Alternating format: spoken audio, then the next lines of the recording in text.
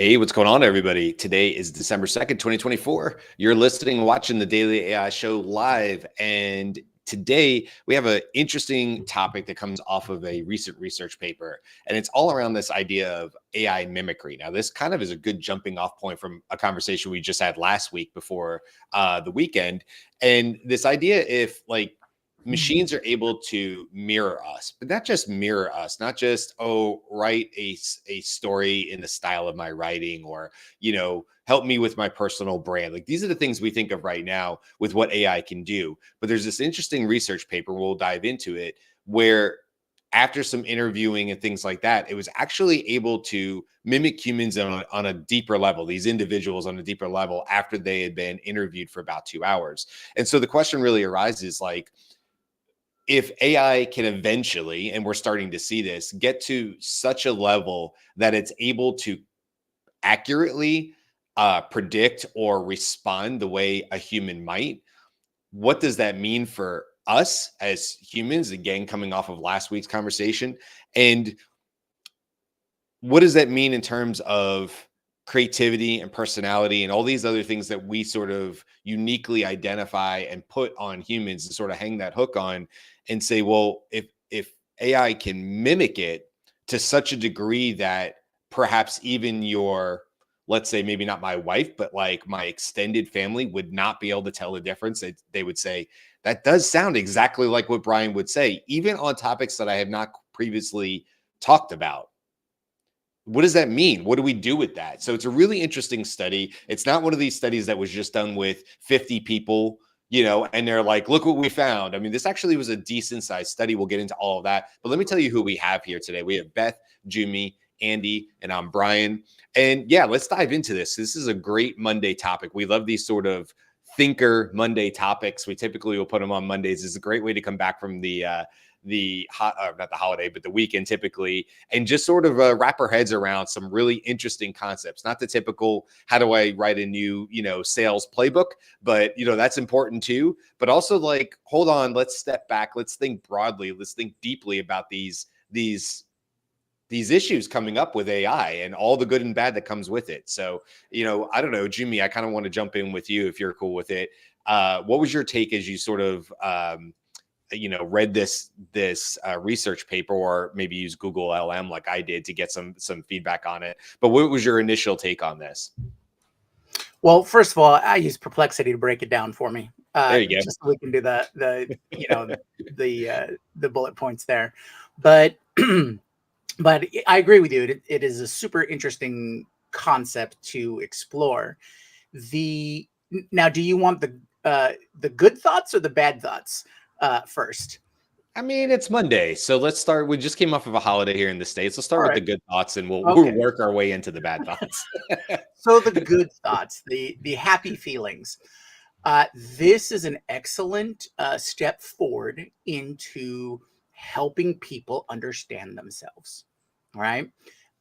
If AI can get to that close, I think they were talking about a variance of 0.8 to 0.85, right? Whatever that standardization is.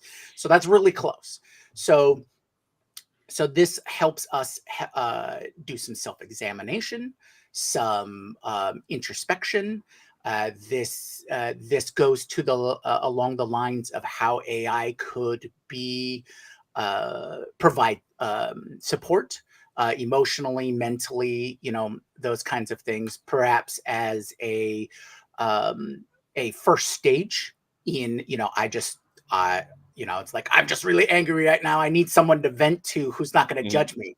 Well, here's AI Bob. He's more than happy and will not take any offense whatsoever, those kinds of things.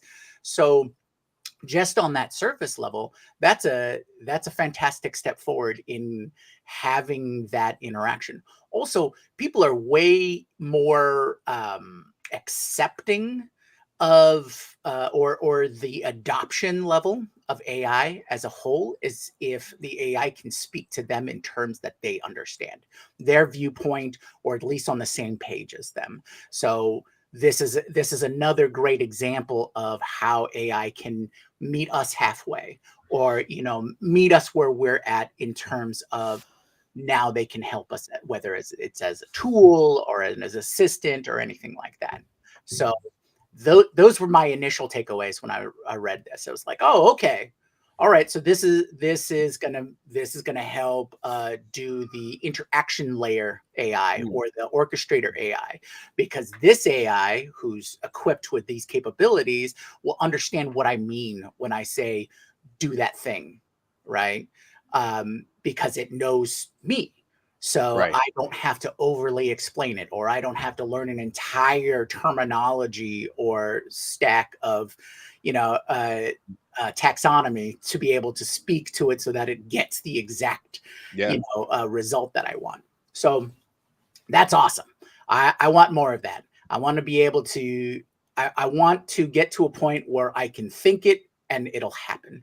So I Mhm. know we're a little ways before that, but we can see all those elements. I Now on the mean, bad things. yeah. Uh, Yeah, go for it. Go for the bad all right, things. all right. Do Just a it. couple. Just a couple. Yeah, yeah. Um, Profiling. Mm. Minority Report. Um, Being able to have large model predictions of political shifts, Mm. geopolitical situations, that now that you understand all of the moving parts, you can more easily make a twist here or a change there or a buy off there. And now everything shifts in the way that you want people to think. Basically, more control over a larger amount of people. But again, that's a little alarmist. That's a little I mean, out there, but you can how see far are we elements though of from that, people right? using this as for like we've talked about this, like how much, I mean, this is my take on it, but like how much job interviewing and getting a new job or a different job will change drastically in the future. This could Absolutely. yet be another tool that employers could put their hands on and predetermine whether they think you will be a good fit before they even talk to you. Isn't that what Yeah, we already do with resumes when we have AI algorithms buzz through 1,000 resumes and try to make very fast, often wrong, profiling, in some cases biased decisions off of how a resume was put together? So exactly. what's to stop this now being that other layer where they go, well, look, I mean, and by the way, isn't social media exactly that?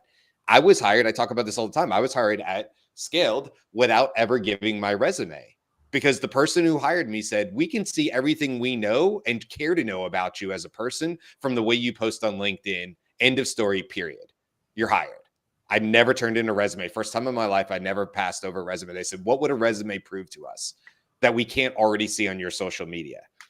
Now, that can either be alarming if you're not great on social media, or in my True. case, it was actually a really good thing for me. So now let's go even farther to this AI side, to your point, the minority side of it, minority report side of it, not minority, report side of it, and go to this extra level of what's to stop a company being able to essentially create this and piece this together, you know, and then run it through algorithms and say like, yeah, I don't, these people know these, they don't meet our criteria, despite the fact that you go, hold on, you're pulling stuff in from my AI from when I was 20. I've grown up, I've changed, I'm really responsible now, I show up for my job. And they're like, that's not really what your AI mimicry says about you, and so we don't think you're a great result for the proof of the company. Okay, so I don't want to get into the deep weeds, but I don't like what are we talking about? Incremental steps here, Jimmy, to like the next part of this. So yeah, Yeah. Yeah. I mean, I don't want to blow it out of proportion, right, I right? get it. So,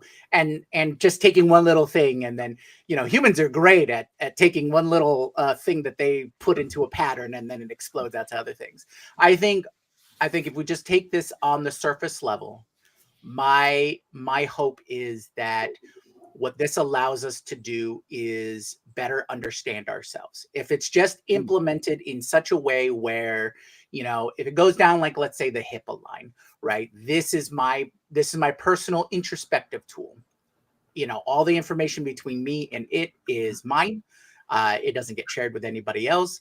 I can use it for my purposes. Mhm. Great. Having better, more human-like interactions between all of the tool set and tasks that I need to do through my orchestrator AI because it understands me. Fantastic. I think because AI shifts so dramatically in a short amount of time, we do have to be a little more aware and stay on top of potential abuses. Yeah. Just like you were saying earlier about biases, right? We have to be actively keeping an eye on this, otherwise it'll get out of our hands. Yeah. And things that we would normally think is no, that's completely unacceptable. Why would you think that? But we didn't say it. We didn't verbalize that. We'd say that is an unwanted use of this. Don't do it. Someone's going to do it. Of course. And I want to get to Beth and Andy here. And the only thing I want to say to just your quick response on that, because I want to talk about it later in the show. So I'm just putting a pin on this, is this idea of using it for self introspection and self betterment, I guess would be one way to say it. And this is for Jen in our comments, who I know is a Swiftie fan. And I'm going to butcher the quote, but it's the hi, it's me, I'm the problem, it's me. However that's said, right? Sorry, Jen. I know I probably said that wrong. But whatever that quote is from the song that's really famous, but this idea of raising your hand and going like, hey, having this AI mimicry, like you said, internally, personally, that can help me save me from me. Like, how many times have I put my foot in my mouth, or how many times have I turned to my wife and said, this is what I want to say, and she's like, did you get that out of your system? Great, don't ever send that. Like it's like super valuable to have my wife standing there sometimes where she can go, that great, you said it, you feel better? Yes, I feel better. Don't ever say that or send that in an email. And you go, okay, I won't ever send that in an email. You're absolutely right. Okay, Andy, Beth, jump in here. All right. So I think this is a very interesting proof of concept that AI can use a semi-structured, very short collection about a specific individual and then distill that into representations about that individual that then power a simulation of what that person's behavior would be in various situations. So we've talked a lot. I have a very long-standing personal interest in collecting enough information about me that I could have an AI avatar representation of me that's 24/7 accessible to my family, even after I'm gone. Okay.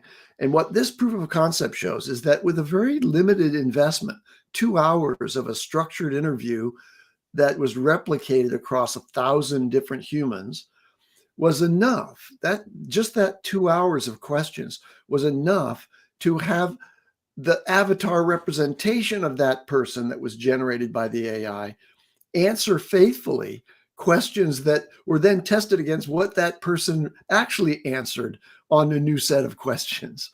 And at the 85% confidence level, let's say, okay, some of them were off, but very, very faithful representation of me or you can be generated by that. Now imagine if in addition to that information, it has access to thousands of hours of videos that you might have generated of conversations that you will record going forward on various subjects, or just background recordings. And now it knows, hopefully with very, very protective privacy guardrails, now it knows so much about you that you can actually have an indistinguishable conversation with the avatar of that person in real video that looks just like the video you're seeing me speaking here, and saying things in the way that I say them, and in the cognitive framework that I represented over a very long collection period. So very exciting that we're really on track, and it doesn't take very much to have a very good distilled representation of a human. So one of the absolutely.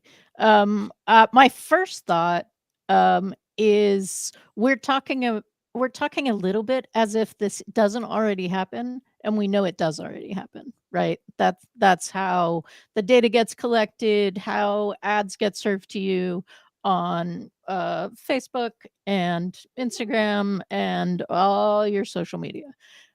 So what this did, I think, was put a much finer pin on it, like Andy was saying, so that people could be interviewed one time, right? So it's a long interview, but it's a compressed amount of time in the interview, and then with 80 to 85% accuracy,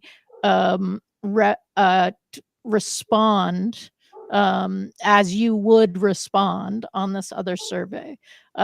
And that matched, one of the reasons that the 85% accuracy is relevant is because that matched what humans did, humans' ability to replicate themselves 2 weeks after, right?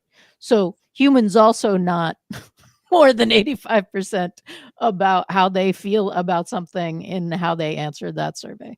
And that was really interesting, I think. I do think that this is, I'm with Junmi, right? I'm seeing like the idea that this is wow, such a powerful tool. One of the things that we see that executives are interested in, top level executives are interested in terms of using AI, is that you can create your own kind of advisor system that you don't normally have as a top level, right? Like it's not like you have a manager to go up and talk to. And I've heard several executives say, "Oh yeah, no, I have a custom GPT that's just my that's trained on me, and I can talk to me." Right? Like I can talk to it's trained on the business, all of that sort of thing. And I think this is another way to get at that. Really interesting. Yeah, I mean, I love well, I will say I love it. I love the idea, the concept of having a AI Junmi, AI Beth, and Andy, Carl, Aaron, so on and so forth in Slack, right? Because we're all working behind the scenes on the show. And there are 100 times. In fact, this morning I had a specific question about transcripts, and I was like, Jimmy or Beth is going to know the answer to this. And Jimmy, you responded to me, right? So we're having back channel conversations in Slack about the show and things we're trying to do and new ideas, whatever. But like, that's a specific thing.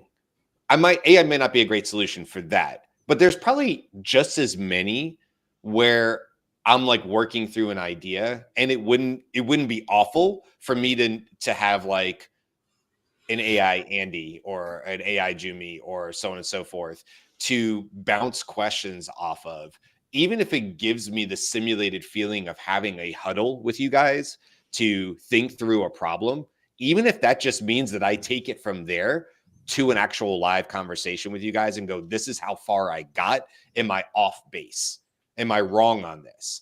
Because I will tell you, like, I mean, this is the best part of my day is like hanging out with you guys. And, you know, we have this live conversation, this really good, fun conversation. But it's easily the best part of my day. I love talking to my clients and all that stuff, but I am a people person. I'm an extrovert. So I sit in this house most of the day by myself outside of these virtual conversations. It's okay. It's, you know, it provides me a lot of benefits as well, having a remote lifestyle and remote work and all that stuff. But, you know, the downside of it is I don't bump into people in offices and stuff. And I will tell you, with building out what we're building at Scaled, Daily AI Show too, but, you know, I'll talk about Scaled right now. We have some really big ideas, and they're on my shoulders, rightfully so. I mean, I'm the one that runs AI strategy at Scaled or whatever to build and deploy these things. But it's me. Right. I'm it's just me. So if I can turn to virtual assistants, virtual, you know, whatever you want to call them, of coworkers who I know I'm going to be working with, I don't need it to know their deepest, darkest secrets. But if it has an understanding of how they might look at a problem, I'm doing myself a huge service by going, okay, how would Becca look at this? Let me type into AI and get a feel for that, so that when I get on a call with Becca, because we're both busy and we may only talk for 30 minutes this week, passing ships in the night as we're trying to do our own things at Scaled. Okay, like, Now I can jump into this conversation more informed, hopefully. I'm thinking already about how Becca might look at this and where her stresses are going to be. Because now I'm not only just thinking about me, I'm thinking about, oh yeah, geez, you know what? The AI surfaced to me that Becca has got these 5 current projects going on. She's also trying to do this, this, this, and this. So I might come at her and be like, this is really important. And Becca may be like, whoa, whoa, whoa, I'm busy too. Right? We all run into these issues all the time. What if I had a true AI companion that helped me with Beck and stuff like that, and helped me open my eyes to these things that would make me a better coworker, a better human, because I'm now putting empathy into my response and saying, I'm starting with Becca. I know that you've got a ton going on. I've looked at what not only your virtual calendar and what the AI is coming back to me. I also understand that these are some of your larger push goals that you're trying to do. Here's how I think I can get, we can get 30 minutes together. And here's where I think we can already start the conversation. Now on Thursday, let's have a 30-minute conversation. To me, like, that's awesome. That's the good side of this, is better communication. It's better human-to-human interaction, not less. It's the ability to offload some of these things that do not require sitting on an actual Zoom meeting to accomplish. That's where I see the huge benefit and business impact of this. But of course, the other side of it is, well, if I can just create a reliable 85% version of you, what the hell do I need you for? And I think that's where it comes back to the conversation about true mastery of these specific areas. We keep saying this, that AI is better in the hands of masters, whatever that might be that you're a master at, right? Whatever you're good at and you have skills in, that's where AI will be better in your hands. So I don't think it's to eliminate people. I just think it's to give people resources and tools to be even better in business and communication. But what do you guys think? Am I like off base with this, or is this a Pandora's box? I think it's related to the idea that in consumer products, you would want to have a research panel made up of a representation of real people that are distributed demographically and psychographically, just as the general market population is. And you'd be able to call on those people as a survey panel.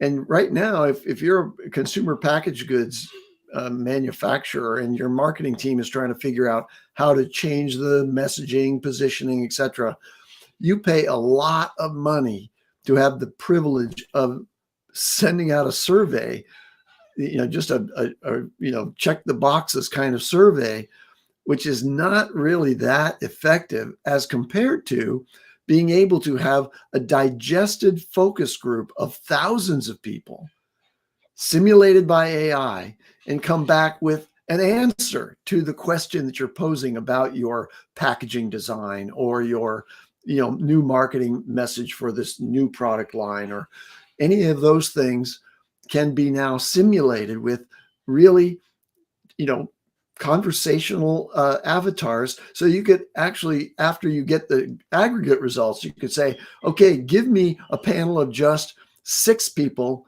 that represent, the top persona types that I want to sell to. And I just want to have an open conversation with them. So we're going to have a Zoom meeting with those avatars, and everybody on our team gets to ask them questions, kind of probing on why it is that this solution was recommended by the aggregate panel. Okay, that starts to get me a little worried, because as you know, I have this thing about not giving people memories of having real interactions with real people when the people aren't real. Because I think that is hard for people to distinguish in their head. Like, they may go into that and feel like, I totally know I'm talking to an avatar. This is not a real interaction, but I'm not sure our brains code it any differently. I think our brains totally are like, yep, I talked to Tom. He wore this outfit. Tom really liked, had these likes and that kind of stuff. I am a little worried about that, but I'm also worried I'm also aware of too much reliance on that, because then again, you've created a strategy, and when people behave differently than they are expected to behave, that tends to be met with frustration and anger, Hmm. right? As opposed to curiosity. So, like, when we're in a position where we're saying, look, we can predict this, when maybe you can't in the same kind of way. Because again, as we know, this is different when people are choosing to let you profile them and capture a likeness so that that can be used for research and test, versus people are not like, you're why are you asking me these questions, or what am I giving you? All kinds of people put social media, like, have a social media persona that that doesn't necessarily represent all of the nuances of the ways that they might be informed in their response. So Or I like, yeah, go ahead, Brian. I mean, like, I think the other side of that or is that perhaps a better representation of somebody who's not trying to put on a mask? You know, if there's this social media representation, I mean, we have definitely seen people get fired for posts on social media, whatever, where the company goes, I'm going to distance myself as far as we can from this person. This does not align with our company values and goals. We do, you know, this, that they did not speak for the company, so on and so forth, right? We see this. And the person's like, you know, sometimes it happened 10 years ago, which is tricky. That has nothing to do with AI. That's just somebody posted something, again, maybe as a young, dumb, foolish person in their teens, now in their teens, maybe even younger, you know, like my daughter or whatever. I don't let her post on social media, but, you know, she's 14. And so could things come back and bite her in the butt from a dance that she did on TikTok, playing around with her friends at 14, and it bites her in the butt at 24? Yeah, unfortunately, we've seen these types of things. I do think AI could exacerbate that, but also it may do a better job of taking off the blinders a little bit with some people. I realize it can go too far, but I also think it can be a tool for maybe better understanding somebody, because look, we all code switch. We all do that. I can tell you, I am not the same guy. You're not talking to the same guy that used to work in the firehouse. Well, first of all, we'd have to, like, this would always be unsafe for children videos, YouTube videos. We would always have to put the explicit content on it because I would be cursing forever, right? Didn't make it better or worse. That was just me as a firefighter in my 20s. Everybody cursed all the time. I thought they were some of the most raunchy things I'd ever heard in my life came out of that firehouse that would make you just, you know, blush as a 20-year-old or whatever. And that was life. That's what I did. I was not the same person in that firehouse for 24-hour shifts that I was outside. And so we all have these things, you know. I'm different at the house, right? And stuff. You always say you don't know what's going on behind closed doors. You know, I may be different with my wife in the house or with my daughter, and then how I am with you guys and how I publicly present. But there is sort of there's a probability there that can be built with AI that says, well, this is generally in this context, this is how Brian might respond to this. And I would imagine it could be reasonably accurate. I'm a blow off steam loud kind of guy, right? I'm that typical guy where I just, you know, I get loud and I get mad and I get loud in the house and stuff like that. And I can see my daughter looking at me sometimes going, well, the big dumb ape is at it again. And he's jumping all over the you might as well be jumping on the furniture, you know? And she just waits. And then I go, and that's all I had to say about that. And she's like, okay, that's not how she handles it. And so is that better or worse is my point to this, is that if an AI is able to represent that, but we're all way more complex than one singular, you know, to say what our personality is. I think our personality is way more complex. So to me, it's like, how do you take this AI, like the study, how do you take this AI and mold it into areas where it's actually really, really helpful? Again, like not putting my foot in my mouth in situations like that, where I would imagine it could be very helpful if you're, you know, either in a business setting or a personal setting or otherwise, to be able to kind of run things through and go like, what am I missing here? I feel like I'm about to say something I shouldn't. And then you have some help coming back to you. Now, there's a long ramble, but that's where my brain is with this. It like bounces all over the place on whether the good, the bad, the ugly of it, where it could be beneficial. And then of course, your guys' points about, hold on a second. If somebody has that conversation with me, to your point, Beth, and they feel like it was definitely me, that's problematic too, because they have a built-in, burnt-in memory of something that didn't actually happen with me, the actual live human. To me, that sounds very similar to what celebrity-ish people go through. I follow two people on YouTube called Kara and Nate. They're pretty popular. They have 4 million followers, and they travel around the world. Yeah, if I run into them on the street, I have a weird, unfair advantage of knowing way too much about them that they've shared publicly, and they know nothing about me. Right. And so we see this with celebrity all the time. Sorry, Jimmy, you were about to say something. No, yeah, you're identifying like the whole parasocial phenomenon and things like that. But I also wanted to point out that you clearly define the differences in application here. I am far more comfortable with using this technology and what might grow out of it from a personal side of things. I want to be in control. I don't want for you, you're saying. For me. Yeah. Okay. For me, great. Someone else using it on me, I don't like that idea. Right? How do If you this stop is that? about personal growth and improvement and helping me understand or train myself to have a more, let's say, a professional interaction or something like that, great. But I also don't want to be automatically discounted because someone scraped all the information about me on the internet and said, they have a 10% alignment with our mission and goals. So if they ever apply, we're just going to say no. You know, like, Yeah, but how do you stop people if you build that for you?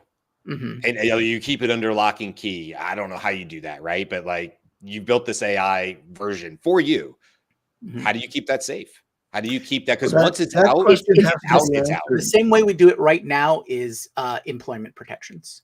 You can't have bias on when you're trying to employ someone because of, creed, race, all of those kinds of things. This is one more thing that you put on there. And this is one of those gap things that, society's got to catch up. It's like, yes, AI can enable more abuses. So we have to clearly state, you cannot do this. That's what legal framework is for, is to protect the people. Yeah. So the answer to how do you, preserve your privacy and have control over a representation of you has to be answered before effective personal agents can be released into the wild, so to speak. But we want this. We want there to be an effective representative of ourselves that can work in the virtual environment, because we don't have the time and attention to maintain synchronous attention to all the things that we want to do. So we want to send an agent out there that knows everything about us, but is equipped with the right protection that they're not going to reveal necessarily. They're going to make decisions. They can process as if you would out there in the digital environment, meaning they can click on, links in a web browser. They can, actually go all the way up to and including purchasing objects or things for you, filling out surveys, all of those things. I want that rep for me. Get out there and take care of all these things that I don't want to do personally, and do it as a full representation of me. But it's not going to be the case that any agent that I send out there is also going to have, a brain dump available to anybody who wants it. They can't get all the details. And I want to point out that in this particular research paper from MIT, they did not give each of those agents the full text of the interview for the person in order to act on it. They created a representation of that, which is a term of art in AI. Like the AI distills and knows how probabilistically you would respond, but it doesn't have the actual facts behind it. It wasn't ever given that. It was given a distillation of these attributes and factors that seem to be present in the interview process. And similarly, the agent that I sent out there is going to have a representation of me, but it's not going to, it'll also have access to all the facts, I hope. But there's going to be a Chinese wall there between those two. The representation can go out and behave like I would, because one of the things that I would do out there in the environment is I'm not going to give away the deep, dark secrets of Andy Halliday. I'm going to behave in a professional and guarded manner when I'm interacting with people and or systems and other agents that I don't know particularly well. Right. So Beth, go ahead. My question to you, Beth, as you're answering is, isn't this just really a very large voice prompt? ooh, I'm not sure. Maybe. What Go to your thing. Go to your thing. what I'm like here, what I'm imagining now, listening to Andy talk, is does this change the way my Fathom note taker takes notes for me in a meeting and gives me a summary, right? So now, like for people who don't have the note taker, it's great. You can get it. It's great on the free level as well. But you can set it into a meeting. It can be in the meeting when you're not in the meeting, but it can also, you can then just listen to the meeting and have the note taker summarize, give action steps, those kinds of things. If the next level of this is the Fathom note taker has my profile that I have given it, does it now give me quotes and say, so Brian said this at this moment, this is the quote, go ahead, I know you want to follow up with him because of blah blah blah, right?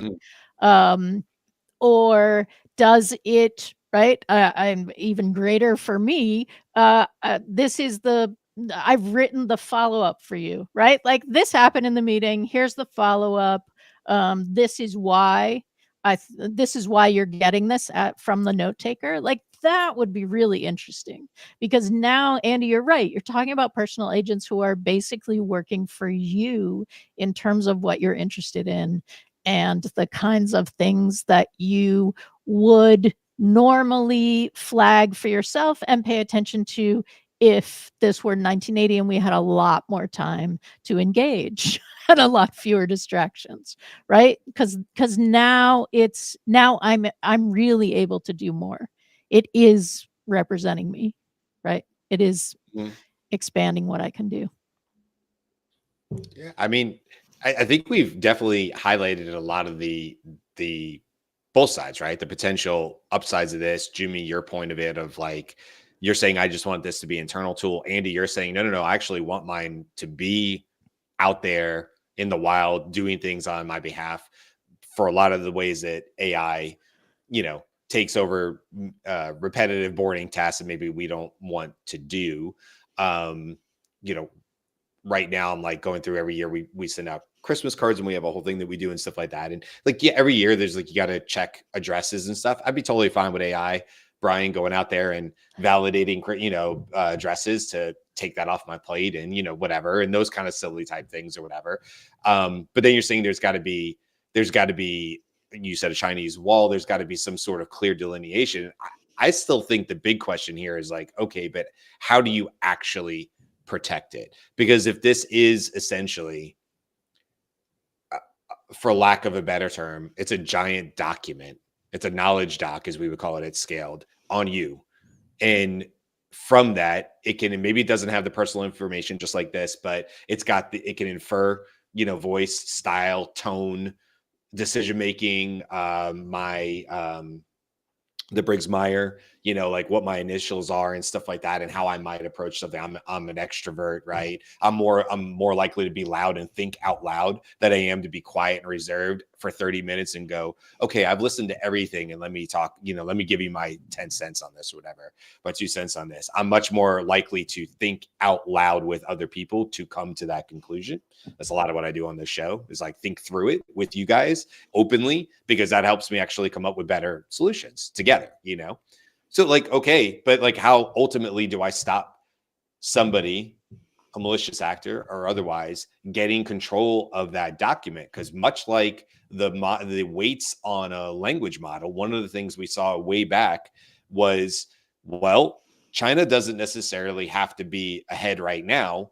They just have to wait till they can control, they can steal the weights, and then they can instantly recreate the language model, blah, blah, blah, right? That can do certain things, whether that's towards AGI. Okay, great. That's at a big national level. But on a personal level, isn't it really the same idea? Whereas if I don't find a way to blockchain this, to lock this down, to separate it over two-factor authentications and 16 different documents that are housed in 16 different places, and nobody can get the KFC recipe but me and one other person with the key. Like, I mean, how do you do this? How do you do this and ensure that it's available to you, Jimmy, when you want it, Beth, Andy, when you want it to act on your behalf, but you want to lock it back in other instances?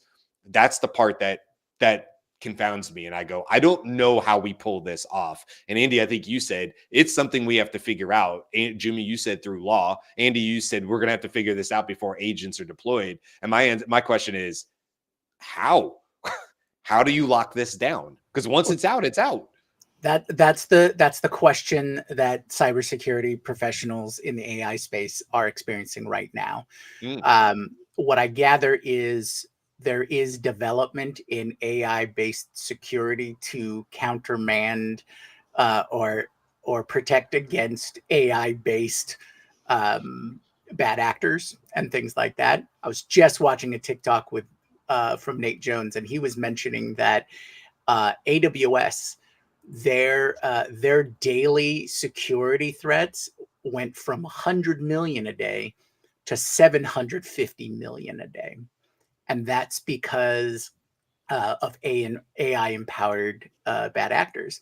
And so, yes, this is an existential question for cybersecurity folks. It's like, okay, yes, we have to get on this so that there will be those tools that exist. And it's in technology, in IT, it's a constant, battle back and forth. Whenever you hear about, whenever there's a latest exploit or hack or a thing being done, there's always another group going, okay, well, we have to find these exploits. And it's the whole role of what a white hat hacker does and all that kind of thing.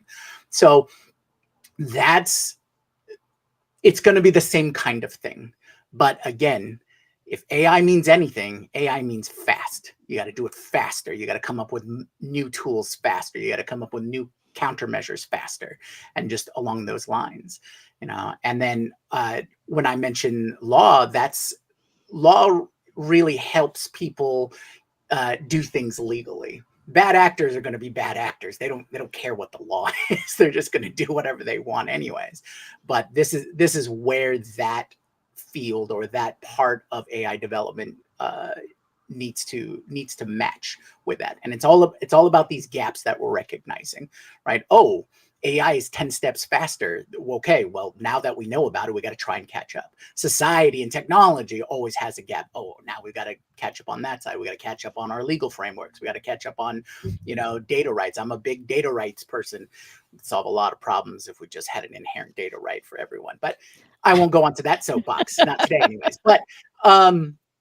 But those are the kinds of things. Yes, you've hit the nail on the head there, Brian. It's yes, we know it's an issue, and yes, we have to put a concerted effort now because we have to be aware and mindful and constantly watching the space to make sure that those gaps are lessened. And so when I think about the instance of an agent of me going out and representing me, I think that it's pretty simple and straightforward to avoid the inadvertent agent disclosure of personally identifiable information. You can imagine the conversation between the agents being like, I represent a guy like this, interested in your products or in your company. And the other agent can ask questions like, has this person ever purchased from us before or ever worked in this area before? And, the agent could be in its initial conversation restricted, like, I'm sorry, I can't disclose that information. I could seek permission from the person I represent to give you that information, but explain to me why you need it. Right? It's not complicated to build that. Now, but you guys are touching on the larger issue of, can the agent be jailbroken to reveal everything and spill its guts by some hacker?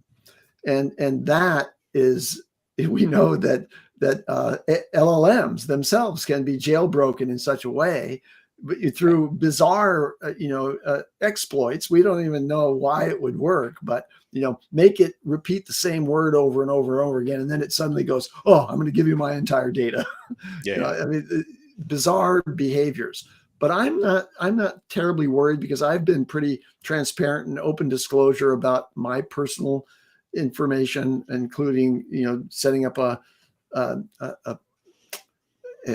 product called ourstory.com, where I basically published everything that I could remember about my life on the net, and I lost it all somehow, but nobody cared. Right. So do people really care about the individual person at that level, and a representation of them? I'm skeptical about that. Well, I just have a little bit of pushback on that. It's yes, Andy, on a couple of things. Well, number one, people shouldn't have to be that open about themselves, right? Privacy is a big issue. Some people just don't want that information out there because it's part of their identity. And I don't think anybody's forcing anyone to disclose information. And number two, about themselves. While an individual may not be a target of a bad actor, as soon as you are, right? If they're looking to exploit you for whatever reason, even if it's just the standard brute force, oh, I want 1 million credit card numbers, things like that, AI has the ability to turn the individual into the mass, right? Before, you could, if you're a bad actor, you would, either do broad strokes or try to get a database or whatnot. But with AI now, I can make an attack on individuals in the millions. I just have to set up my system to do it. I can go through thousands of individuals, and attack them individually, as opposed to trying to like break into Sony and taking all of the user information. Right. Or instead of breaking into the government and trying to grab some information, I can just do, 300 million people in the US, and it'll take me a week, because I have systems that can just like, oh, okay, here's Andy Halliday, here's Beth Lyons, and each one of those would be unique, probably uniquely different in some way. Exactly. Yeah, it wouldn't be a brute. Like, oh, now I have a persona profile. Oh, what would I think their passwords would be? Yeah. Where do they live? Because they think along this, like, we're all pattern recognition, all those kinds of things. So that's my pushback is, it's no longer, scale is no longer, and efficiencies is no longer a hindrance. So you can attack everybody individually all at once. Yeah. But I'll leave it there. Well, I think this is a good place to pause this. And again, we didn't get time to talk about it, but another question I bring up is the idea of, for lack of a better term, immortality. I've told you, I am in many episodes where I wouldn't be against being able to talk to an echo in the name and likeness of my mom, who passed in 2008, and have not only for me to have conversations with her, but my daughter, who never met her. So there's that whole side of it too, which is, if I go through with this, if I do my story by Andy or whatever, do I have the potential for making sure that my stories, the way I think through things, carry on long after, my body is dead and gone? And there's a lot of intrigue to that. At least for me, there is, because of what it could potentially do for myself and my legacy, as well as people around me that I care about and love, and so on and so forth. So, I think that's a bigger conversation too. And I'd love to circle back to that, because we've talked about it before on the show, and maybe be interesting to see now, and maybe going into 2025, whether people's opinions have changed on that or not. It's definitely one of those hot topics on whether people want to talk to dead relatives, as we've talked about before. So we will get back to that in another conversation. Hey, real quick, Beth, before I wrap up here, what is our topic for tomorrow? Because I know we were going back and forth on it. We go. Yeah, tomorrow we're going to talk about Jensen Huang's AI factories. Wednesday, his ideas for AI factories. Wednesday, we're going to be talking about the news, because it's our news show. Thursday, we're going to be talking about MCP, that everybody is talking about, Anthropic's new MCP, MC protocol. MCP protocol. That's like my PIN number, right? And Friday will be our tri-weekly recap because we have gone 3 weeks before looking back. So that's what's coming up. Hope you can join us. Awesome. And don't forget to head over to the website, thedailyishow.com, if you want to sign up for our newsletter, as well as find out more about the show on there. The newsletter just went out, issue number 26 went out on yesterday morning. So they go out 8 a.m. on Sunday morning. And I say it every week, but every week I would say I'm a little bit more proud of what we've put out there. Andy, you had an opportunity to look at it early, and you were saying you enjoyed the issue as well. So listen, go sign up for that. It's free. And worst case scenario, you're going to learn a little bit more along the way than you're getting from the show. So if you like this show, make sure you subscribe wherever you happen to be watching or listening us. And of course, head over to the website, thedailyishow.com, to sign up for the newsletter if you want to get even more great stuff from our crew. So that's it for today. We'll say goodbye, and we'll see you back tomorrow and the rest of the week for lots more AI topics. Until then, guys.